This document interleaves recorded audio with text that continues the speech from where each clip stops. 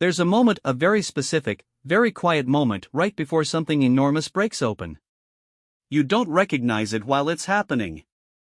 You only understand it later, when you're sitting somewhere far away, replaying the whole thing in your head, wondering how you managed to be standing in exactly the right place at exactly the wrong time. I was that person.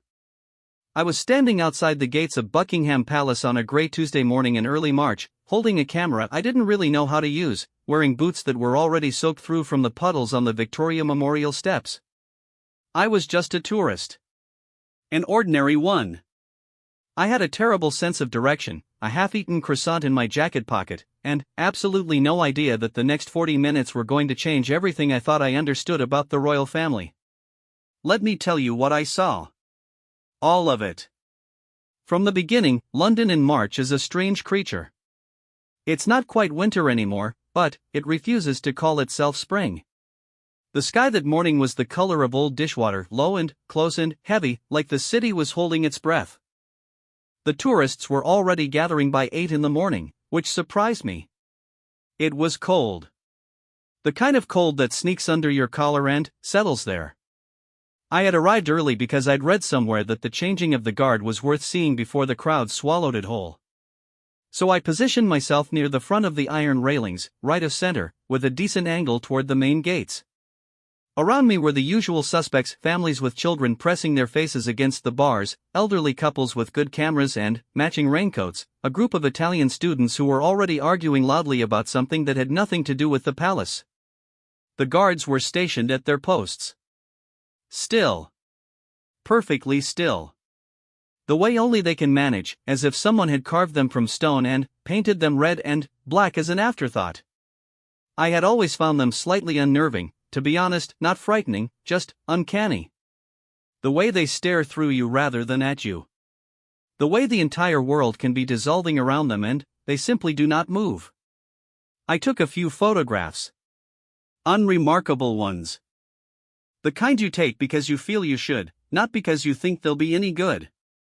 That's when the first thing happened. It wasn't loud. It wasn't dramatic. It was just a car, a dark, unremarkable vehicle, moving slowly along the restricted lane just inside the gates. Nothing unusual about that. Vehicles came and went. But this one stopped when it shouldn't have. Just paused, for maybe 30 seconds, right in the sightline of the guard on the eastern side of the gate. And the guard, this tall, rigid, perfectly composed man who had not moved a single muscle in the 20 minutes I'd been watching him, tilted his head. Just slightly. Just enough. The woman beside me, a small Pakistani grandmother who had been narrating the entire morning to her teenage granddaughter in Punjabi, which I caught fragments of, noticed it too. She said something quietly and the granddaughter looked up from her phone. The car eventually moved on. The guard returned to his statue-like stillness. And I probably would have forgotten all about it if everything that followed hadn't happened the way it did. The name nobody was supposed to say out loud. There is a particular way that news travels inside palace circles. Not through journalists or press releases or formal announcements. It travels through staff, through the people who carry trays and hold doors and stand at posts for hours without speaking. It travels in looks, in absences, in the way a hallway that is usually busy suddenly goes very quiet. I didn't know any of this then. I've pieced it together since, from conversations and fragments and the one account that changed everything, the account that came, of all places, from the guard himself. But let me get to that properly. His name, as it was later reported, was Sergeant Marcus Hollis. 22 years of service.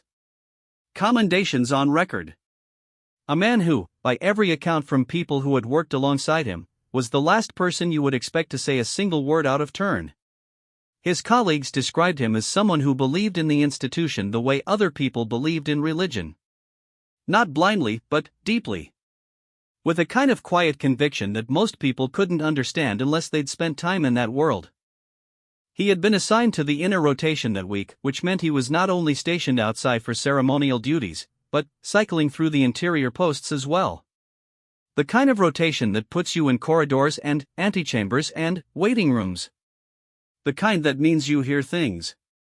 Not because people forget you're there, but because people have decided that you are furniture. that your presence is so expected it becomes invisible. He heard the name Charlotte on a Wednesday afternoon. Not in passing. Not casually. In the middle of a conversation that, by all rights, should never have been taking place in an open corridor 3 doors from a staff post. He didn't speak that day. He stood where he was supposed to stand. He breathed slowly, the way he'd trained himself to breathe, and he listened to something that made the muscles in his jaw go rigid under his chin strap. What he heard was this: that Princess Charlotte, 17 years old, quietly extraordinary, possessed of a gravity and self-possession that had startled more than a few people who'd underestimated her, had received something. An approach. A conversation with people connected to the entertainment world. Not a firm offer. Not a contract. But the beginning of a door opening, the way doors open for people who have that particular quality of presence that the camera simply decides it loves. And someone had decided that door needed to be closed. What Charlotte had become. You have to understand something about Princess Charlotte if you want to understand why any of this mattered. She had always been the quiet one in the public imagination, sandwiched between the golden weight of George's future kingship and the joyful, uncomplicated energy of Louis. The press had spent years trying to define her in relation to those two poles. But people who had actually watched her carefully had begun to notice something that wasn't quite fitting the narrative they'd been handed. Charlotte was sharp. Not in the brittle, defensive way of someone who has been hurt too many times. Sharp in the way of someone who pays genuine attention to the world, who notices the thing 3 steps behind the obvious thing, and files it away without making a show of doing so. She had her mother's warmth, but she also had something that was entirely her own, a stillness that didn't feel like shyness. It felt like choice. She had been performing since she was small, of course. School productions, charity events, the kind of appearances that the royal calendar demands from even the youngest members of the family. But something had shifted in the last year. People in the audience at a school charity gala had reportedly gone quiet in a way that audiences don't go quiet for obligation. They'd gone quiet because something was actually happening on that stage. One of the producers attached to a major transatlantic production company had been present at a different event entirely, a cultural fundraiser that Charlotte had attended with her parents.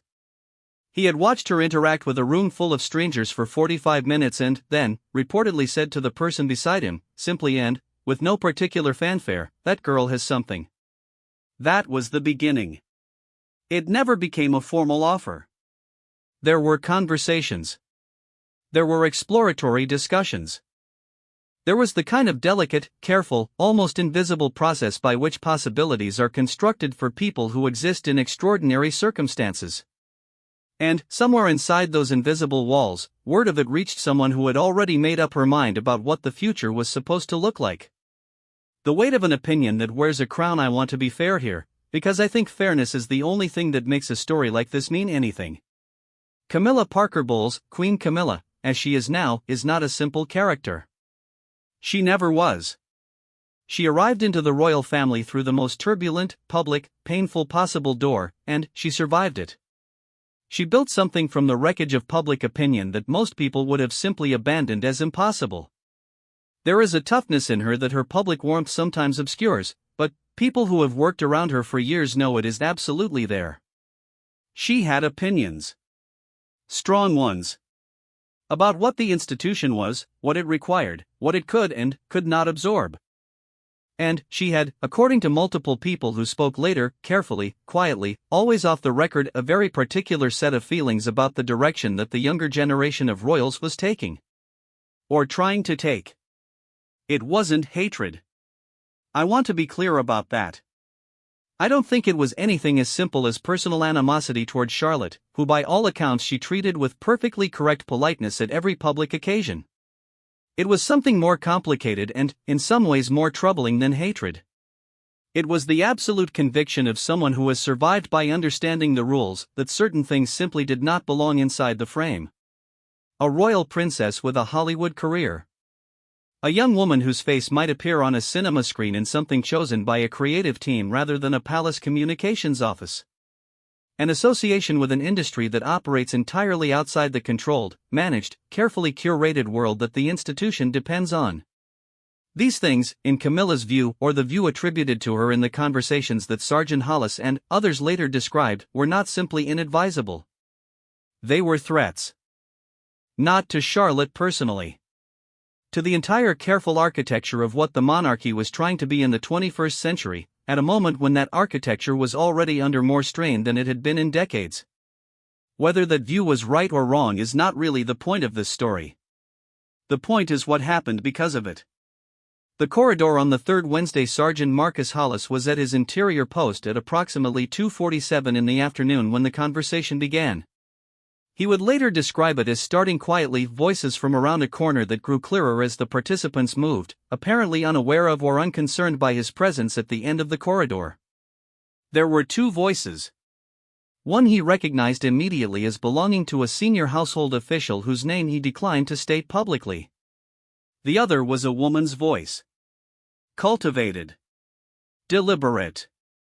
The voice of someone who had learned to speak in a particular register for particular situations, and this, clearly, was one of them. He could not see either person. He stood at his post and he did not move. The conversation, as he later recounted it, lasted perhaps 8 minutes. He did not hear all of it. Some of it was too low. Some of it was obscured by the sound of footsteps and a door opening and closing somewhere further along. But he heard enough. He heard the word Hollywood used with the precise contempt of someone who had decided the word itself was the problem. He heard the phrase "not appropriate for this family at this time," spoken not as a suggestion but as a conclusion. He heard a reference to Charlotte that made the hair on his arms stand up under his uniform, not because it was cruel, but because it was so entirely devoid of any recognition of Charlotte as a person. She was discussed as a variable. As an element in an equation. With the same tone someone might use to discuss a scheduling conflict or a logistics problem. And then he heard the plan. Not the detail of it, he was clear about that later. He didn't hear specifics.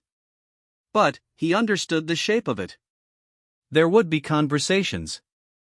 The right conversations, with the right people, in the right order.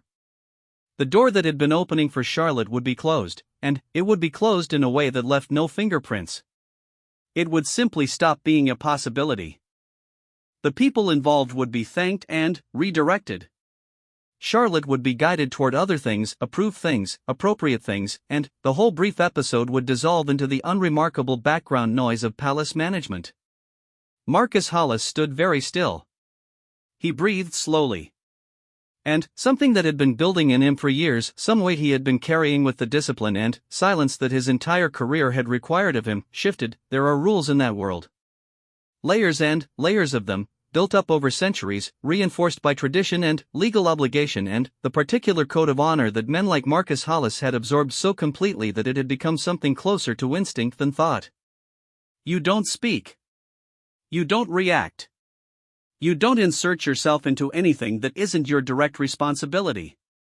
You are a function, not a person, when you are on duty. That's not dehumanizing, not to the men who choose it. It's a form of devotion. A way of saying, I believe in something bigger than my own comfort. Hollis had lived by that code for 22 years. He broke it on a Friday. I didn't know any of this was coming, of course. I was just still in London. My original plan had been to stay 4 days. I had extended to 10 because London does that to you. It keeps offering you one more thing to see, one more street to walk down, one more morning in a cafe where the windows fog up and the coffee is better than you expected. I had been back to the palace area 3 more times since that first Tuesday. It had become a strange habit. I'd go in the mornings, stand near the memorial, take photographs I still wasn't satisfied with, and watch. There was something about the rhythm of that place that I found oddly calming. The formality of it. The sense that certain things would happen in a certain order regardless of whatever else the world was doing. That Friday morning was different in ways I couldn't immediately identify. The crowd was roughly the same size, maybe slightly smaller because it had started to drizzle properly, the kind of fine, persistent rain that makes everything slightly miserable without being dramatic enough to drive people away entirely. The guards were in position. The familiar choreography was in motion. But there was a tension in the air that I couldn't locate. A slightly elevated alertness among the staff I could see moving inside the gates. A quality of waiting that felt less ceremonial and, more, I kept searching for the right word, apprehensive. The woman who was always there with her granddaughter was there again, which was becoming a small comfort. She gave me a brief nod of recognition. The granddaughter was still on her phone. I raised my camera. And, then, I saw him. The man at the gate. He was on the western post, one of the two primary ceremonial positions at the main gate. Tall, as they all were, with the particular quality of absolute uprightness that comes from years of training your body to express something your mind is committed to. His face was obscured partly by his bearskin hat, partly by the angle, but I could see his jaw. And his jaw was doing something I had not seen in any guard I had watched during my time there. It was moving. Not dramatically. Not in the way of someone speaking. But, in the micro-movement of someone exercising extraordinary muscular restraint over something that very much wants to be expressed. I had seen that expression exactly once before in my life, on the face of my older brother at our father's funeral, when someone said something casually thoughtless near the grave and, my brother chose, with visible and enormous effort, to say nothing. This was that face. I kept my camera up. Not because I was a journalist or because I had any sense that something was about to happen. Just because something in my body told me to keep watching. For about 6 minutes, nothing changed. The drizzle continued. The crowd shuffled. Someone's child complained about being cold. A bus went past on the road behind us. Then, a figure appeared inside the gates. The approach, I couldn't see clearly who it was from my position, the angle was wrong, and the light was flat and gray, and my camera lens was not designed for the distance. But I could see that it was a woman. Well dressed. Moving with the particular kind of unhurried, purposeful pace of someone who was entirely accustomed to being the most significant person in any room they enter. She stopped some distance from the guard's post. Not close enough for what happened next to have been an accident. But close enough to be deliberate. She said something. I couldn't hear it. I was outside the gate, the rain was adding soft white noise to everything, and the distance was too great. But I saw her say it. I saw the guard's jaw do that thing again, that vibrating tightness. And then, I saw her say something else, still that same measured, unhurried pace, and turn slightly, as if the matter was already concluded, as if she was already moving on to the next item on a long internal agenda.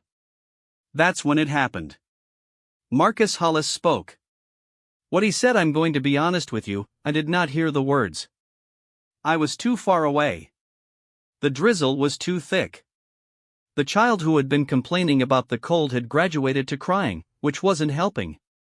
What I heard was the sound. The register. The fact that a voice was coming from that post at all, a voice that was not the formal bark of a command, not the mechanical recitation of a response to tourists who had crossed the line. A voice that was, unmistakably, speaking. The woman stopped moving. That was the moment I understood something had happened. Because the kind of person who moves through a space like that with that kind of ownership does not stop for small things. She stopped the way a person stops when they have been surprised so genuinely that their body simply pauses before their mind catches up. She turned back. The guard, and this is the part that I keep returning to, the part that I replay in the small hours when I can't sleep, the guard had not moved from his post. He had not taken a step. He had not raised a hand. He stood exactly where protocol demanded he stand. But his face had changed. The stonework was gone.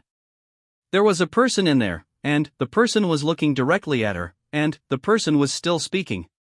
Later accounts from staff who were closer and who were, understandably, speaking only in fragments to carefully chosen people, described what he said as approximately this: with respect, ma'am, what's being done to that young woman isn't right.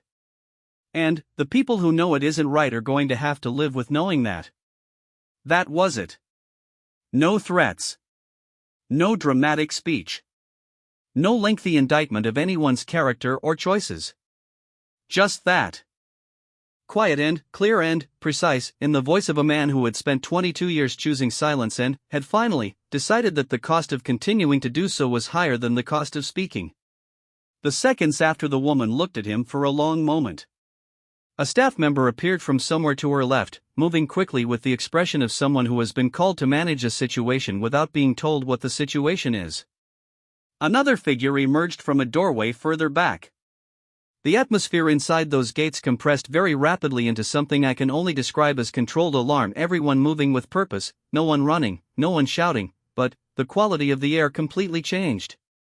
The guard returned to his original position.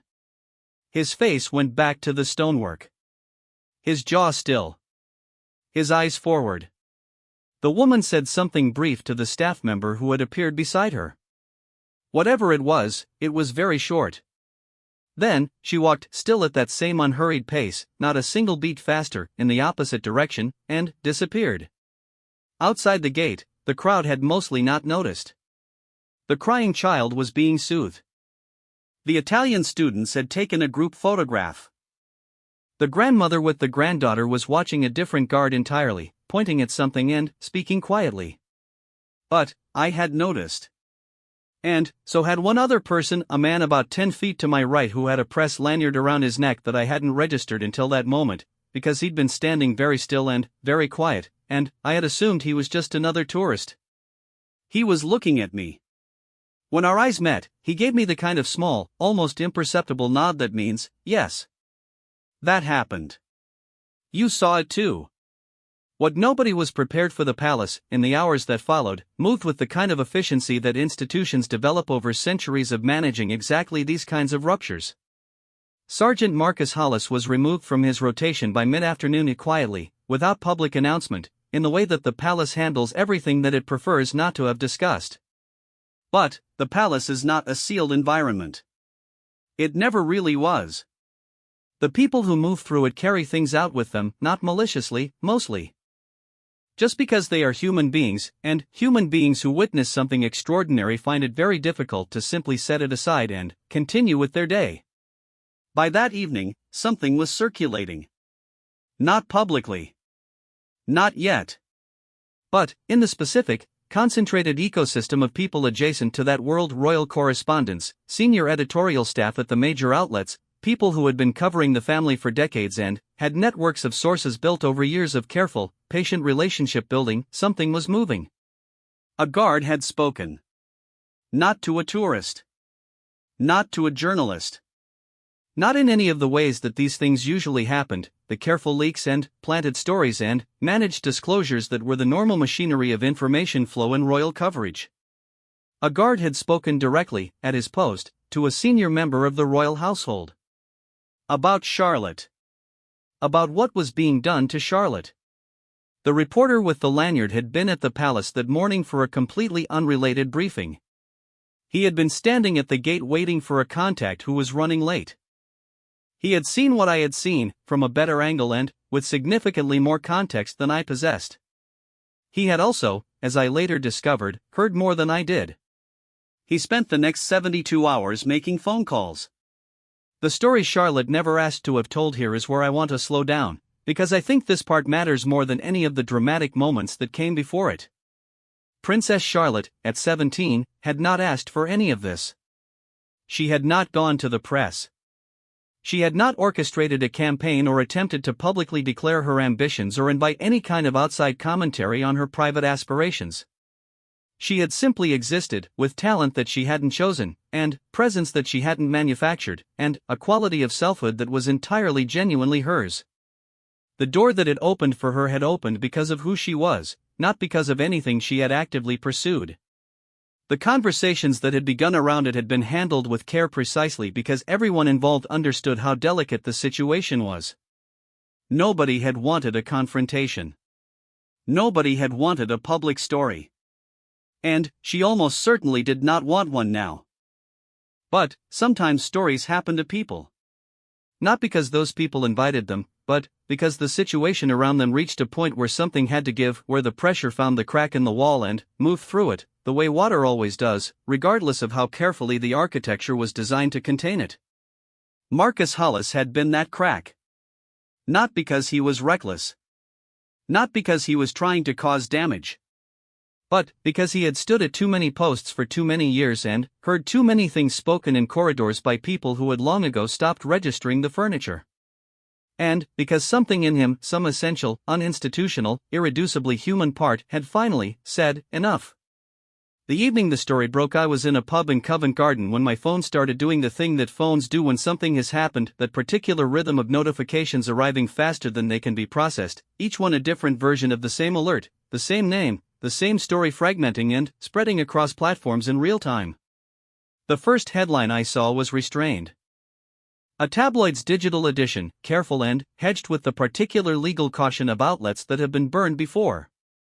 Something about a palace incident, a staff member, an alleged intervention regarding a senior royal's plans. Then, a broadsheet. Less hedged. More specific. The phrase Queen Camilla appeared. The word interference appeared. The phrase sources close to the household appeared, which told you everything about the kind of story this was becoming. I sat very still in that pub with my pint going warm and my phone lighting up in my hand and thought about the guard's jaw, that vibrating, controlled, unsustainable tension, and understood that what I had watched that morning was the beginning of something that was not going to be manageable in the ways the palace preferred to manage things. Because Sergeant Marcus Hollis hadn't just spoken. He had broken something open. And the thing inside it was true. The thing about a story that breaks from the inside, from someone who was never supposed to speak, is that it carries a different weight than the ones that are managed and shaped and released at carefully chosen moments. It doesn't arrive with the smooth edges of something that's been handled. It arrives raw. With the rough texture of something real. And people feel that difference even when they can't articulate it.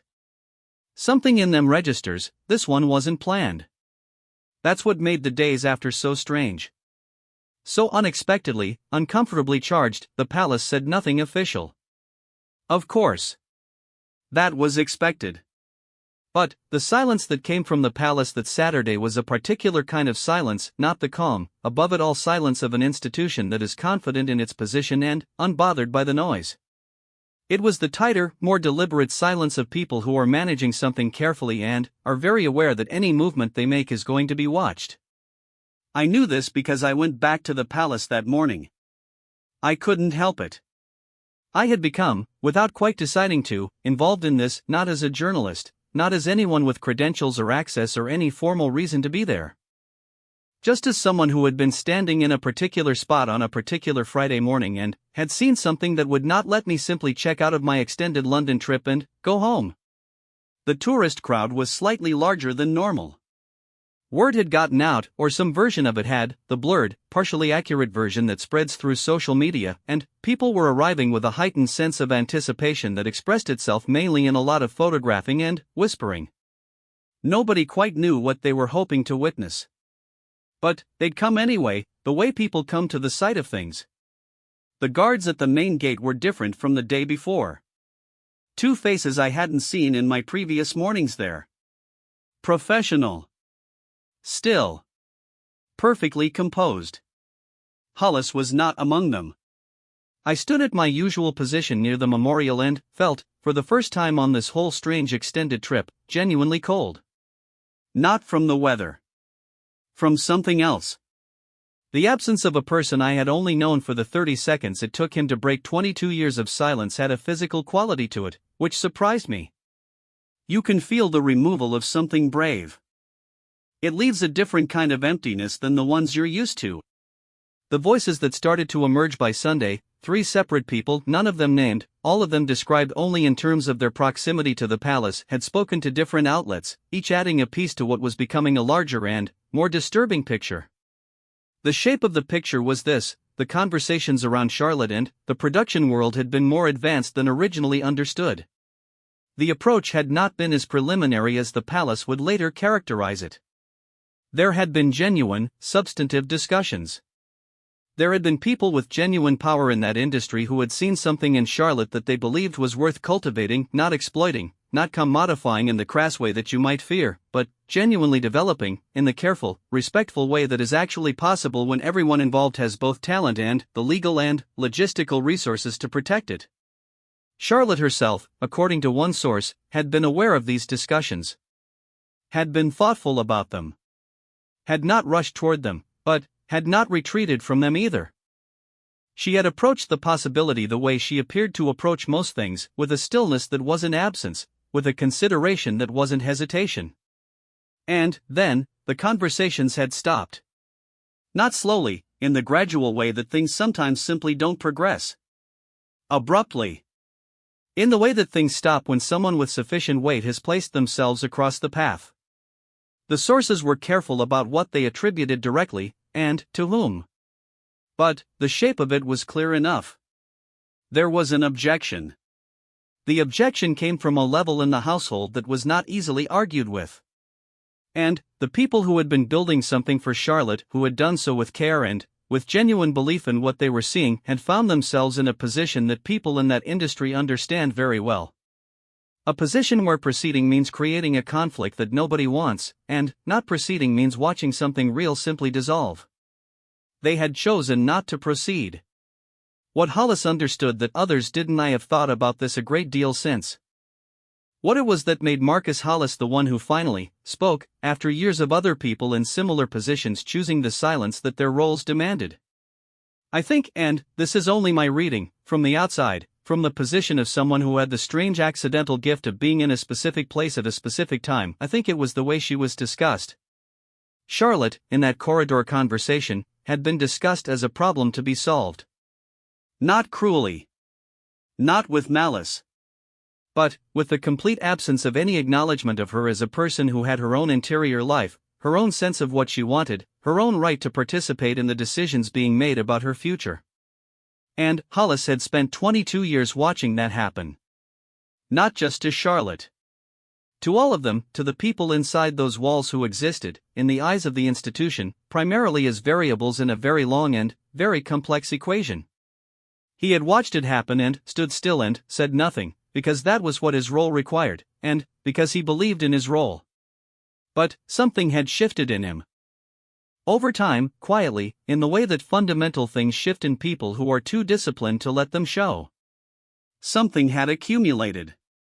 Every conversation he'd have heard, every moment he'd watched someone be managed rather than considered, every time he'd stood at his post and felt the particular discomfort of witnessing something that his code told him was not his business, it had accumulated. The way sediment accumulates, quietly and invisibly, until one day you look at the riverbed and understand that the landscape has changed. Charlotte's name in that corridor had been the tipping point. Not because Charlotte was more important than anyone else who had been discussed in her absence in front of unseen observers. But because Charlotte was young. Because Charlotte had something genuine. Because what was being arranged for her, calmly and efficiently and with total confidence, was the quiet erasure of a possibility that she had not been given any say in. And he had reached the end of what he was able to contain. The reporter's account. The journalist who had been standing 10 feet to my right that Friday morning published his account on the Monday. It was, by the standards of royal coverage, remarkably restrained. He wrote about what he had witnessed without dramatizing it.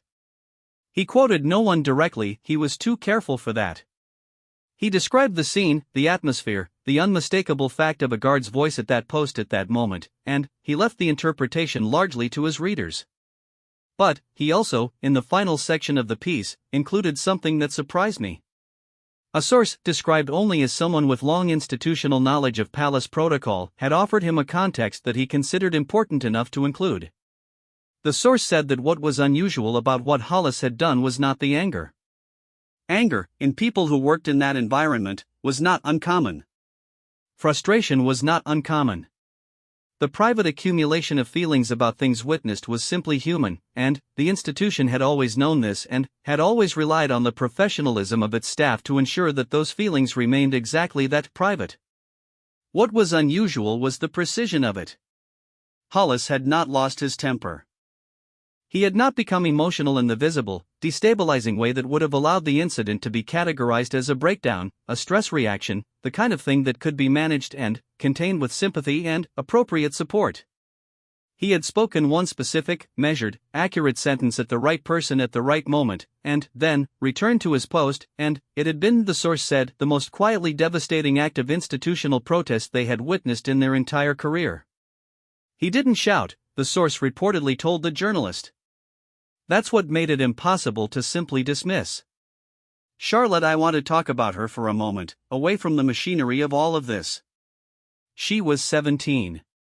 She was navigating, as all young people do, the process of figuring out who she was and what she wanted from the world, a process that is already complicated for anyone, and is about 100 times more complicated when it takes place inside the most observed, most scrutinized, most historically and institutionally encrusted family in the country. She had not gone looking for controversy. She had not waved a flag or made a declaration or attempted to force a confrontation with anyone. She had simply been herself, with enough vividness, apparently, to make people in a highly competitive, highly discerning industry take notice, and, then, had found herself at the center of a situation she had not created. The palace, in its eventual brief official response, said something measured and vague about the family's commitment to appropriate paths for its younger members. It said nothing about Charlotte specifically. It said nothing about Hollywood, or entertainment, or the approach that had been made and, then, quietly discouraged. It said nothing about Hollis. But, Charlotte, somewhere inside all of that, was a person. A person who had perhaps looked at something on the horizon and felt, for just a moment, for however long the door stayed open, the specific excitement of being seen for who you actually are rather than what your position requires you to be. The particular exhilaration of someone recognizing something in you that you didn't know was visible. The possibility that the world might have a place for you that wasn't already mapped out before you were old enough to have any say in the matter. And, then, the door had closed. Not because she had failed. Not because the people who saw something in her had been wrong. But because someone had decided, for institutional reasons that had nothing to do with her as a person, that the door should not be open. I thought about her, in those days after everything broke open, quite often. Not with pity, I don't think she would want that, from the little I understood of her. But, with the specific feeling you get when you watch someone have something taken from them before they even had the chance to fully reach for it. The aftermath that wasn't what anyone expected here is the thing that nobody predicted, including, I suspect, Hollis himself. The story didn't damage Charlotte.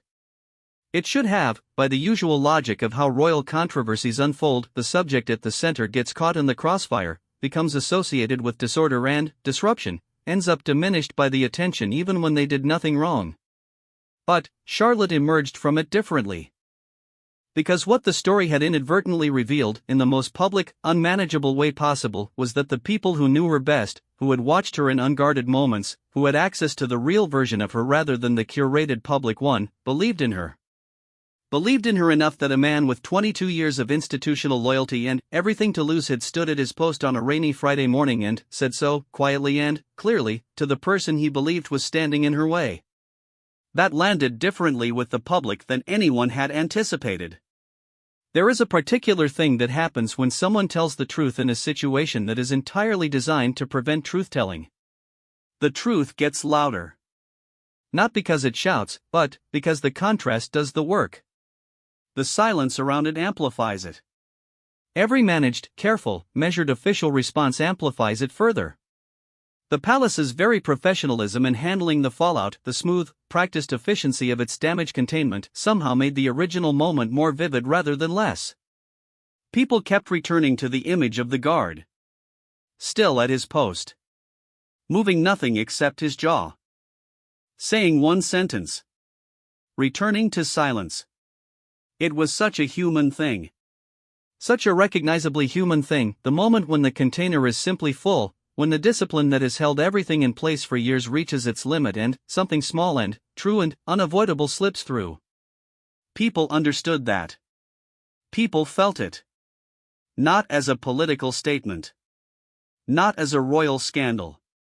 But, as an act of recognition, one person, inside all of that architecture, saying, she matters. What happens to her matters. I am not furniture. I see this. The last time I went back, my flight home was on a Wednesday.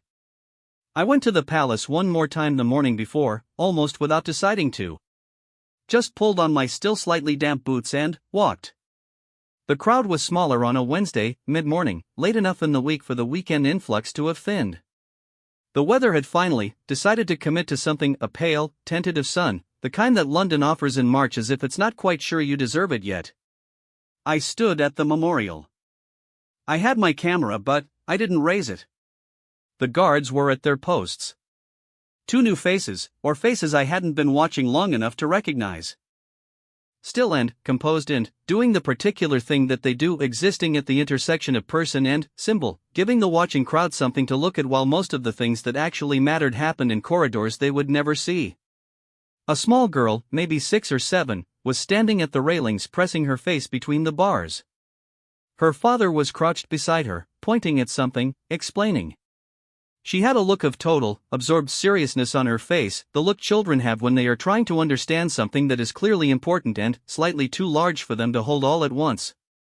I watched her for a while and thought about Charlotte. About 17 and a door and the particular quality of a possibility before it closes. About 22 years of silence and one sentence. About institutions and the people inside them and the strange, persistent, uncontrollable human quality that makes people, even people who have spent their entire lives learning to be something other than just people, eventually say the thing that cannot be unsaid. There is no tidy ending to this story. Hollis was quietly reassigned, not dismissed, from what could be determined, which said something in itself. The production conversations around Charlotte remained officially non-existent, officially unconfirmed, officially nobody's business.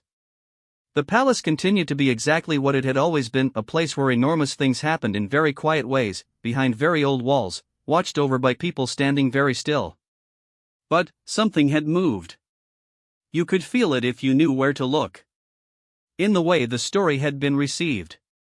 In the unusual warmth of public response to a young woman who hadn't asked to be defended but had been defended anyway. In the slightly different quality of silence coming from the palace, not less managed, but more aware. The silence of people who know they have been seen. I raised my camera. I took one photograph of the gate. Then, I turned around and started walking toward the tube, back into the ordinary city, and I thought about how sometimes the most enormous things begin as the smallest possible gesture, a jaw that stops being still, a voice that breaks 22 years of institutional quiet, one sentence spoken at a post in the rain. And the bravest thing about it was that he went right back to standing there as if the only point was to say it. Not to escape. Not to make it about himself. Just to say it, and then return to his position, and let the truth do whatever truth does when it finally gets out. Sometimes that's all it takes. Sometimes that's everything.